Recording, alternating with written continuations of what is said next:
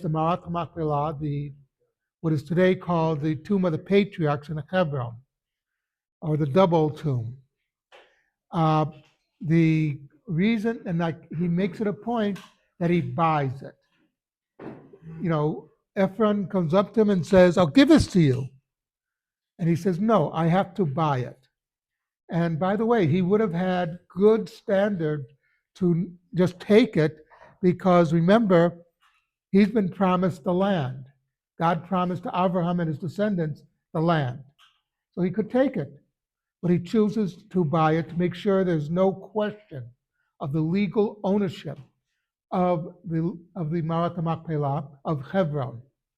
That this is a very important point, that one of the notes of real leadership is you make sure that everything you do is legal.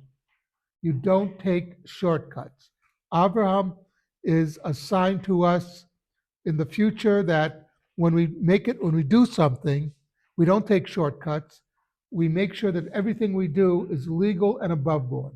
There'll be no question of our actions, no question of our ownership.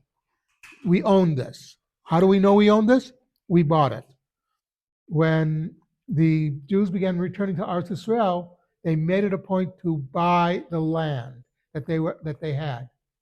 It was bought by JNF, the Jewish National Fund, for use of Jews. This is an important point. We didn't steal it; we bought it. So this land became legally ours. Something that the world forgets. And this is an important point, is that so when we go up and we begin to talk about the land, we can say, look we bought it. It's ours. We didn't put a gun to their head and force them to sign. They sold it to us of their own volition. Same thing with Ephron. He sold the Ma'at HaMachpelah to Avram of his own free will. He said, he said, I'll give it to you. And when Avram said, well, I want to pay for it, he says, listen, what's 400 shekel between friends? And Avram understood that he meant, I want the money. But that's something important to remember, that when you do something, make sure it is legal.